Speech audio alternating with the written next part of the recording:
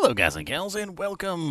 Welcome. So today we're going to be going over some Path of Exile 2 beginner tips. I feel like Path of Exile 2, and just like Path of Exile 1, is a little hard to get into, and it might take a little bit of explaining to get the most out of your character. Wow, look at those freaking claws on that werewolf, too. Uh, Today's topic is the defensive layer. So one thing that I notice a lot of people doing incorrectly when they're building their characters is they don't choose a defensive layer. Instead, they just kind of use whatever piece of equipment that they can get their hands on. Now, there's a lot of reasons why this doesn't work very well, and I'd like to show you really quickly the various defensive layers and talk about like what you're supposed to do when it comes to the defensive layers and how the defensive layers are supposed to work. So first off is a pure evasion defensive layer. Evasion is very analogous to the Diablo 2 defense. It essentially prevents an enemy from hitting you entirely. As you can see, it says evasion rating grants a chance to evade enemy hits, preventing them from hitting you at all. The exact chance to evade depends on the attacker's accuracy rating and, of course, your evasion rating. Now, this is a good layer, just like in Diablo 2. Defense is actually a very strong layer that can prevent a large number of hits from actually contacting you. But in general, when it comes to Path of Exile 2, you don't really want just one layer. You want multiple layers. Like a paladin that builds defense and then high block chance, having two different layers and then resistances and so forth and so on. And we'll cover some more of that stuff. The next layer that we're going to talk about is the energy shield layer. So energy shield is just like it sounds. It is a shield. As you can see here on the left-hand side, I only have a 39 energy shield. This isn't exactly the best character to show this off on. An energy shield can be built very high. In fact, I've seen people easily over 10,000 energy shield when they really try. And this is a defensive layer. Another defensive layer is, of course, armor. Pure armor is a defensive layer, and it is very similar if you played a lot of Diablo 2. It is very similar to physical damage reduction. Only it works slightly differently, and it's kind of hard to explain. Basically, how armor works is armor attacks, or rather defends, let's say defends, directly against incoming damage. It defends in a way that is very odd. So if a hit comes in that is 10 damage, and you have, say, I think it's 16 times the amount. So you want 16 times, which would be, what, 160, right? So if you have 160 armor, you will almost completely negate that 10 damage, making it relatively useless. However, if a hit comes in for 160 damage, and you only have, say, 160 armor, then you're going to do relatively nothing to that 160 damage because you are not multiples higher than the percent of damage that came in, right? So like if the damage was 10 and it's 100, that's like 16 times greater, then it's 160 armor is what you need to fully mitigate it. However, if a hit comes in for 160 damage and you get hit with only 160 armor, you're going to take the bulk of that 160 damage because it's not going to mitigate much of it at all. Now, this leads to a very simple realization, which is more armor is better. And this is also very important. Armor is extremely effective versus small hits, and armor is less effective versus large hits, which basically means in general, like, you want more armor. You want the highest amount of armor you can get if you're going to build an armor setup. However, small amounts of armor, even just tiny amounts of armor, can be very effective versus small hits. Now, this means that even as an energy shield character, and even as an evasion character, small amounts of armor can be drastically good. Getting something like a belt like this, which has 108 armor and 133 armor on it, can give you a small amount of armor which can almost completely and effectively block all small hits from coming in. If you take a look at my current armor, I have, what, 133 and 108 on this belt. So if we run the numbers on that, and we go, okay, I have 108 plus 133 equals 241, and then we divide that by 16, which is going to give us our times 16 amount. This means that any hit that comes in that's 15 damage or less is going to be fully mitigated by just this belt. Which basically means that even on energy shield and evasion characters, you still want at least a small amount of armor. Doesn't have to be a lot. 300, 400, maybe 500 armor just applied to your bar can make a huge difference versus those small hits. However, that 500 armor will do relatively nothing versus large hits that come in. So this is a whole nother, situation. So the only really good way to mitigate against physical damage hits, which by the way, I don't know if I mentioned that. So armor defends directly against incoming physical damage. Now, there are ways that you can change this, however. So, despite the fact that armor only mitigates against physical damage, you can actually make it mitigate against more than just physical damage. So, there are nodes on the passive tree, like, for instance, these here, which will make 30% of your armor apply to your elemental damage coming in, which essentially allows you to use your armor to mitigate elemental damage. There is also another mod, I think it is specifically only a desecration through the Well of Souls, and that one will also apply percentage of your armor to chaos damage, which is also very nice. Chaos damage is the only element essentially that doesn't count as elemental. If you read elemental, it specifically states fire, cold, and lightning, and chaos, which is the fourth man out, is not considered one of the elements. But it is also not physical damage either. So having a little bit of armor applies to chaos damage isn't bad. Although it's much more difficult to come by, honestly, because it is a corruption and from the Well of Souls, and it has to be gotten through that. Now, there's a lot of this you can potentially get. You can see on my character right here that I currently have 6,950 armor. And I have estimated physical damage reduction 76%.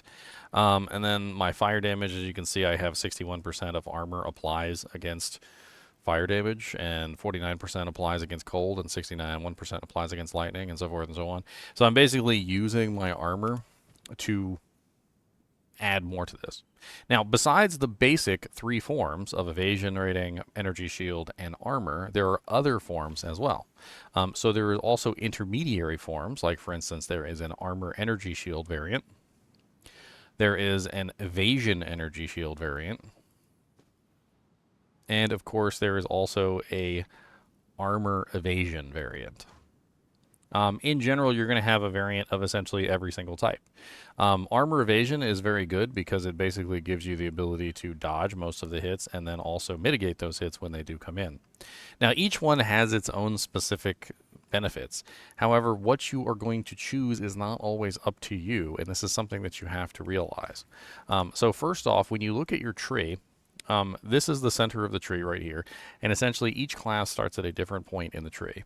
Your monk starts over here, your sorceress starts here, your mercenary starts here, and so forth and so on. Your druid starts over here, and this is going to determine which options you really have available to you. You can't really just use any defensive layer on any character because unfortunately a lot of the buffs to increase that defensive layer are in the sections corresponding to those characters. Now, this doesn't mean that there's not some overlap. Like, for instance, if you wanted to do Evasion Energy Shield on a sorceress, you're close enough to the monk, which is the Evasion Energy Shield character, that you could move over and grab those nodes. However, if you were on the direct opposite side of the monk, which would be the warrior, it would be very difficult indeed for you to get any evasion energy shield nodes to increase the bonuses. Now, what do I mean by this? Well, what I mean by this is you really can't just put on equipment and claim that particular defensive layer without beefing up that defensive layer. It would be like putting on a bunch of gear that gives defense in Diablo 2 and then not using Holy Shield, or not using, like Iron Skin or Shout on the Barbarian to increase your defense. If you don't enhance the layer in some way, then it's practically useless. Another important thing is that when you choose your layer, you need to make sure that all your equipment matches the layer that you're using. Now, there are some exceptions to this, and they come in the form of nodes that basically allow you to use other items in your defensive layer. For instance, Iron Slippers gives you 3 armor per 1 energy shield on your equipped boots, which means that you could potentially be using a pair of energy shield boots and still gain armor. Up here at the top of the panel, there's one called Runic Helmet, which is +1 maximum energy shield per 8 armor on your equipped helmet, which means that instead of using an energy shield helmet, you can use an armor helmet, gain the bonus of the armor, and then because the armor helmet has 8 armor per, you get 8 armor. You get 1 energy shield per 8 armor, which essentially turns your helmet into an energy shield helmet, which is very, very effective. Nodes like this appear all throughout the thing, and they are exceptions to the rule. But for the most part, whenever you build a layer, all of the pieces of equipment on your layer should be the same type. In other words, if you're building an armor energy shield character, then all of the pieces of equipment on your character should be armor energy shield, with the exception of those passive nodes that allow you to bypass those functions. There are ways you can convert. So down here at the bottom, there's iron reflexes, which will convert all evasion to armor, which is another way that you can potentially take a evasion plate, as an example, and convert it into an armor plate. And this would allow you to utilize evasion equipment, but it would also take away all of the evasion and turn it into armor. In general, every single piece of your equipment should match in some way, shape, or form to the actual defensive layer that you're choosing. Now, there's pros and cons to every single defensive layer, and you also have to build into all of the bonuses, like I said earlier. So, for instance, like let's say I was going to build armor. Well, I'm just going to go ahead and type in armor into the panel here. And you're going to find that there's a bunch of armor nodes all over the place. Like, for instance, there's this one, which gives you 200% of armor against critical hits, 15% armor, and so forth and so on. And each one of these is going to increase your total armor percentage to a acceptable level.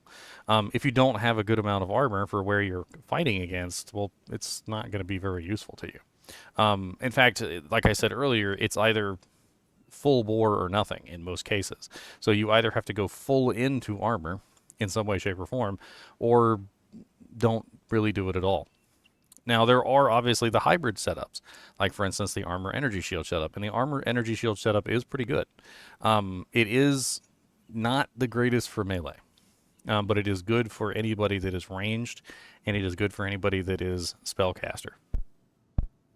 The real problem with armor energy shield is that you have to have your energy shield regenerate. And as your energy shield tries to regenerate, well, monsters will hit you and stop that regeneration. And in general, just make the entire process pretty poopy. There are some ways that you could potentially mitigate this as a melee character. In fact, there's a couple. One of them is being able to block and regain energy shield. So this one right here will actually give you energy shield when you block, which is very effective for a melee character. And another way is to utilize the Zealot's Oath key passive, which essentially turns your life regeneration into energy shield regeneration, which allows your energy shield to regenerate all the time instead of only when you're safe. As a melee character, you tend not to be safe at all. You're in the thick of it, in the thickle bits, pretty much all the time. And so Zealot's Oath tends to be a really good option. But just like all the other defensive layers, Zealot's Oath also requires you to build into it. This means that you need to build large amounts of life regeneration, and you're going to have large amounts of life regeneration on every single piece of equipment that you have. Like, for instance, your armor will need life regeneration, your amulet will need life regeneration, your rings will need life regeneration, your belt will need life regeneration, and so forth and so on. And once you've set up and you've dedicated yourself to that particular path, then you kind of have no choice. So while armor has an interesting secondary defensive layer of adding 30% armor applies to elemental damage, Evasion also has an interesting section called deflection.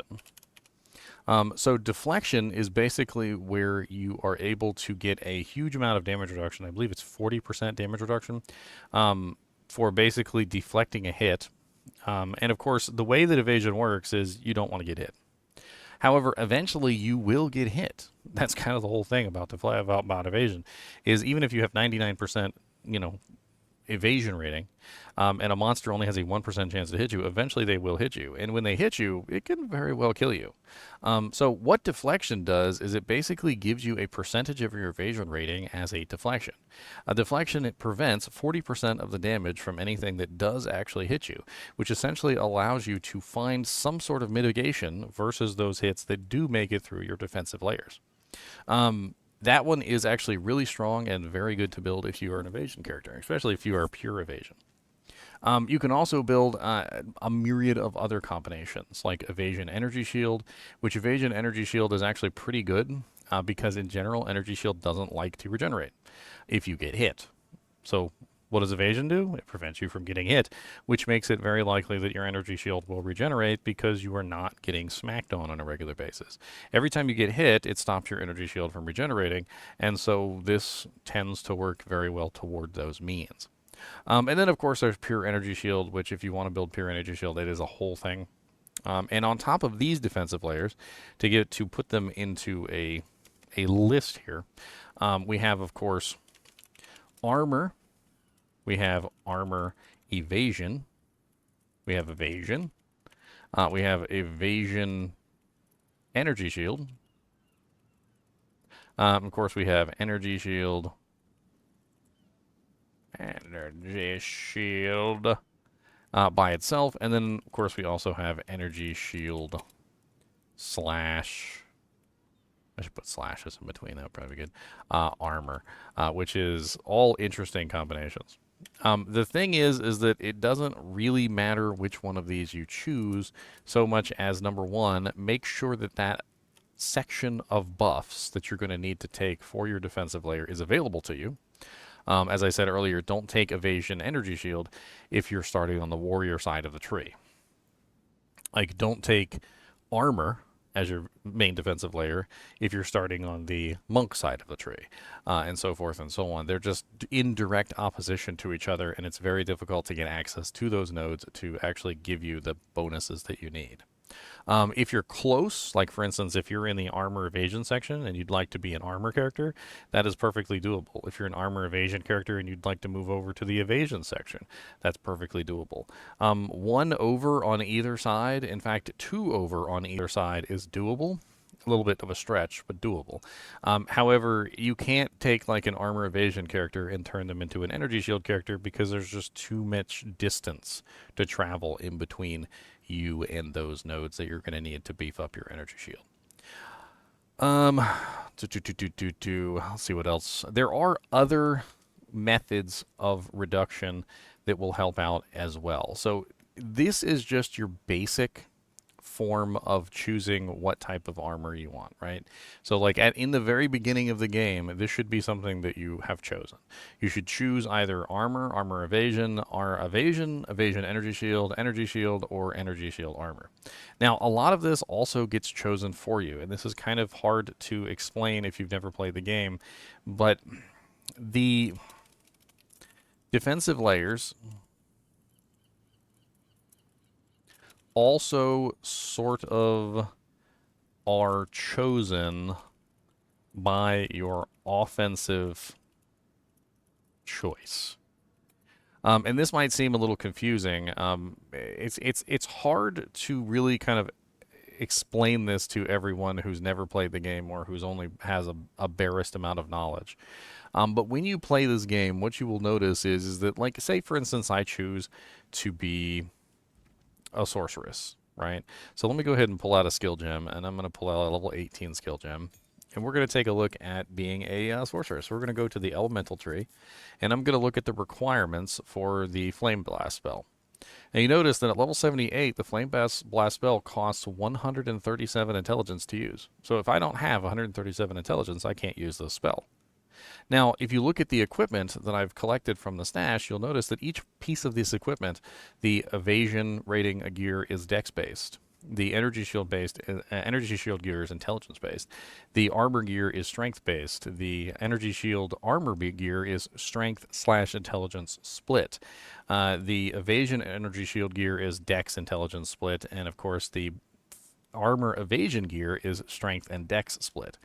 Now what this means is that as you're leveling your character and you're trying to use your abilities, these abilities are going to cost specific amounts of strength, or rather require specific amounts of strength, intelligence, and dexterity. So if you choose, for instance, to be a warrior, using warrior skills, like for instance, let's say your main ability is Sunder or Earth Shatter, it doesn't really matter. It's 137 strength to put this piece of equipment on, or to put this skill on. which also means that you're kind of tied into things that are strength based. Like, for instance, you probably wouldn't be able to put on pure energy shield equipment if you were running strength based skills, because you would need a large amount of strength to put on those skills in the first place, which kind of leans your character toward the armor style. Now, it doesn't necessarily mean you have to use armor specifically, but as a person who is specifically strength based, you're going to have a hard time putting on gear that is specifically intelligence based. And this is kind of true across the board for every single armor style and basically every single skill. Now, there is, of course, overlap. So the individual double layers, like for instance, the armor evasion, is essentially just strength dex, right? So in this particular case, you could be using strength skills or you could be using dexterity skills, but intelligence skills might be out of your forte. With the evasion energy shield, you're looking at dex intelligence. Whereas in this case, strength equipment is probably out of your forte. Energy shield is, of course, pure int, which is going to be the hardest to use for any character that is not building intelligence. And energy shield slash armor is, of course, strength intelligence, which leans a little bit more toward the strength side.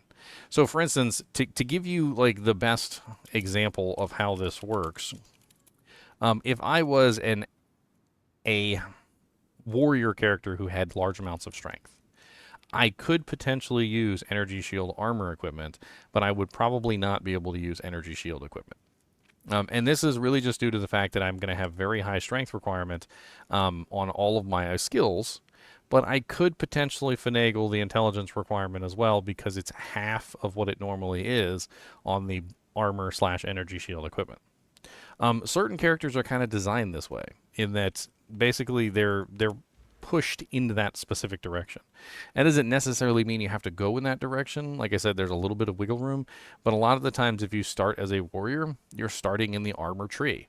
If you start as a mercenary, you're starting in the armor evasion tree. If you start as a ranger, you're starting in the evasion tree. If you start as a monk, you're starting in the evasion energy shield tree. If you start as a sorceress, you're starting in the energy shield tree. If you start as a druid, you're starting in the energy shield armor tree, and so forth and so on. And so your characters are kind of geared in this direction. All of your abilities are geared in this direction. And the equipment that you're expected to use is geared in that direction. Now, that doesn't necessarily mean you have to use that equipment, but it is the equipment that was designed for your character, essentially. So let's go over this in recap, and we'll talk about this for the last time. All right. So, in recap, choosing your defensive layer is important, and choosing your defensive layer is something that you're going to have to do if you want to survive. In the campaign, you might be able to get away with random pieces of equipment, but especially when you get to the maps, you will notice that that no longer works, and you are going to have to choose between the defensive layers that you would like. My advice to you is to always layer the defensive layers. No pun intended, because if you don't layer the defensive layers, you will often just die. On top of the defensive layers that I've listed here, there are also other defensive layers like blocking, mana as life, and a myriad of other more advanced ways to reduce mitigate damage. But once you've chosen your specific layer, you need to stick to it. All of the pieces of a gear that you have should match essentially your defensive layer and should increase that defensive layer as much as possible. If you're going to be running armor evasion, then stick to all armor evasion pieces. If you're going to be running energy shield, then stick to all energy shield pieces unless you otherwise have other options. Like I said earlier, there are exceptions in the tree that will allow you to do things like convert one into the other, which are very handy, by the way. So once you get access to these nodes that allow you to give you like 2 evasion rating per 1 energy shield on a helmet, this allows you to essentially put a pure energy shield helmet on, which can then convert into evasion rating, which is very helpful. But other than these exceptions to the rules, make sure you're sticking to your specific layer. Layer your layers. This is also something that I really strongly recommend. You should have more than one layer. Even if you're armor, you should have other ways of mitigating damage besides armor. Once you've gotten all your defensive layers decided and you've understood exactly which way your character needs to go, you've decided your blocking, your mana, your life, etc. Um, these are just the beginning choices of your character. Like, which way do I want to go? Like, what armor style do I want to use? I mean, basically, as a level 1 character, you're presented with garbage tier equipment, and you get to choose which pieces of equipment you put on. And this is essentially the decision you make at the very beginning of the game when you design your character. Another very important thing is cap your resistances. This is a defensive layer, of course. It is a defensive layer for everybody. Getting your resistances capped is huge and will make a big difference in your character's performance. One of the big detriments to this is utilizing unique items. You'll notice that right now I currently have 1, 2, 3 unique items on this character. And these 3 unique items have essentially no resistances on them. And that's the main problem with most of these unique items is they don't have any resistances. They don't have all very good defensive layers either. So every unique item that you put on your character, and you need to remember this, every unique you put on your character makes you weaker. Okay, it really just comes down to the fact that most of the time your unique items are doing a specific task. They're giving you a specific thing like offensive capability or allowing you to perform a specific action like retaliate against all thorns. But in the process, what they are also going to do is ruin your resistances and make it very difficult for you to build your armor, evasion, your blocking, and your energy shield. So make sure that you keep the number of uniques that you're using on your character to a minimum. And also remember that there are specific pieces of your equipment that are more important than others. For instance, as a character in general, your helmet and your body armor are the 2 most important pieces for defense. You get a huge amount of defense armor, evasion, energy shield, whatever it is that you're doing, you get a huge amount from your body piece. And sacrificing your body piece for a unique item is a very big issue. And you will find in general that, especially toward the end game, sacrificing your body piece is difficult, to say the least, because it really gimps your overall defensiveness. Your helmet is also one of your other really good defensive layers, and as you can see on this particular character, I have to use this particular helmet for thorns, so I'm currently gimping my character by using this particular piece of equipment. This means my defensive layer in general is much weaker than it would otherwise normally be, especially considering how much you can potentially get on a helmet. For instance, this is an armor energy shield base at 89 and 39. We could take one look in the trade website. I could put in helmet. We could type in 1-1, and I could sort by armor energy shield. And look at how much armor and look at how much energy shield you can get on a helmet. You can get 816 armor and 294 energy shield, and my helmet is a grand whopping 89 and 39. And comparatively, you can obviously see that there is a huge difference between the two. So sacrificing my helmet slot, of course, makes me much weaker than I would normally be. And this is kind of like another thing that really needs to be said, and it's what I've put here, is that every unique item that you put on your character makes you weaker. But not only that, but specific slots, your helmet and your armor, are your 2 most important slots, and keep that in mind when you think about sacrificing them for unique items. I think that's pretty much it.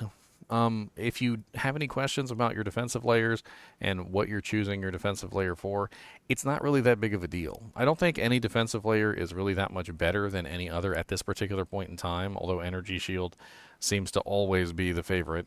All of them are viable at this point. The real question is are you actually pushing into that defensive layer properly so you can get the most out of it? You're going to have to go onto the tree and you're going to have to pull nodes that specifically benefit your defensive layer. If you don't get nodes that specifically benefit your defensive layer, then you're going to die. Another very big thing, which I will mention briefly here, but I would like to touch on later in a video, is your HP. Many monsters in this game can hit very hard. And if you don't have enough hit points, this can be a big issue as well. Hit points primarily comes from your equipment, like for instance, your body armor piece, your rings, your belt, your boots, your helmet, your amulet, and so forth and so on. If you don't have a large amount of life, or at least enough life to survive one of the big hits that the bosses will throw at you, they'll just one-shot you and kill you, no matter what your defensive layers are. Now, Energy Shield also technically counts as a form of life, which is kind of pertinent here. So when you build Energy Shield functions as essentially a buffer to prevent damage from hitting you, and it doesn't really work very well in a mitigation standpoint. It's really like, for instance, there's a lot of ways that you can potentially build a character, right? You can build a character that's really tanky. You can build a character that is really avoiding attacks, and you can build a character that just has massive amounts of life and is not tanky at all, right? Evasion is essentially, or sorry, Energy Shield is essentially that. It's essentially building large amounts of life where the life doesn't really have much mitigation. So if a monster were to hit you for like 2,500 with mitigation, they might hit you for 5,000 without mitigation, which means that Energy Shield's large pool is really just used to absorb most hits that are unmitigated, which is kind of crazy. But it works, and honestly, there's a lot of ways that you can potentially build Energy Shield very high, and you can also absorb parts of the Energy Shield into your different other elements. Like, for instance, you can convert to mana with Mom, which is right over here. Mind over matter, all damage is taken from mana before life, which basically allows you to use your life as an extension, or your mana as an extension from your life. And there are other smaller nodes that are similar to mind over matter, like these, which will give you 4% of your damage taken from your mana instead of your life, which essentially works as another form of mitigation. It's actually really effective too, because, well, if you have a decent amount of this, you can essentially take part of your mana pool and turn it into your life pool, increasing your overall life, which fixes the problem that I talked about earlier, is make sure you have enough life to not be one shot. I think that's pretty much it. As always, I do appreciate you guys and gals watching. I hope I've made some sense to you guys who are trying to struggle to figure out, how to build a defensive character in this game. Now, obviously, the best offense or defense is often just a good offense, and killing the monsters before they kill you is actually very effective. But getting one shot all the time sucks as well. As always, be sure to hit that like button and subscribe button if you enjoy the content, and keep watching.